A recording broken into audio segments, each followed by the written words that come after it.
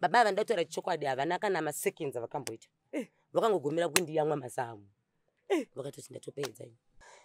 mama ndakasangana nemboro yave nemaringi 2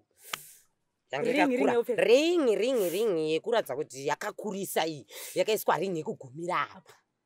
kuti mukadatarisa ivo vacho vari mumeredhi vakadzi vamazivani vangovawo mahureti angofanana ikapinda kudai pari kuitwa ngevhijini asi pakabuda vana 17 varume vese ndevangu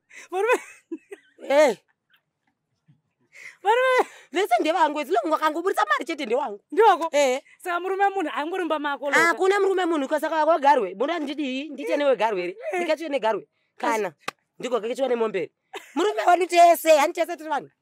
unogona kuti vandiprofita aiwa kutokuonesai kuti aiyeyo ka uyai panyanza ndine tsanangulo wakanombedza nemi rebi seiko chikamuwanda kondro zvakanaka mambo basa redu iri rinonzi dhorodhai kufa kana kurarama because mubasa muya mune siki mune edzi mune kutemwa nebhodhoro rochifa mune kubayiwa nebanga ndingatopiwa timetable yekuswera ndichitongwa nemwana wandakamama ndopenga wandakararira naye bridge ndichitambura ndichisafa ndichihura ndichikechewa nemimba ndenge ndichapiwa siki yekuti ndichazvara damdu wrong 10 0379 aiwa kana unditonge I'm a prostitute and I'm a sex worker kura kuti ndinoshanda nemuviri wangu angava murume wako iwewe akatouya nemari chete akangoti ada kurara neni ada makumbo angu ndotoisa mari yangu padako ndotovhura makumbo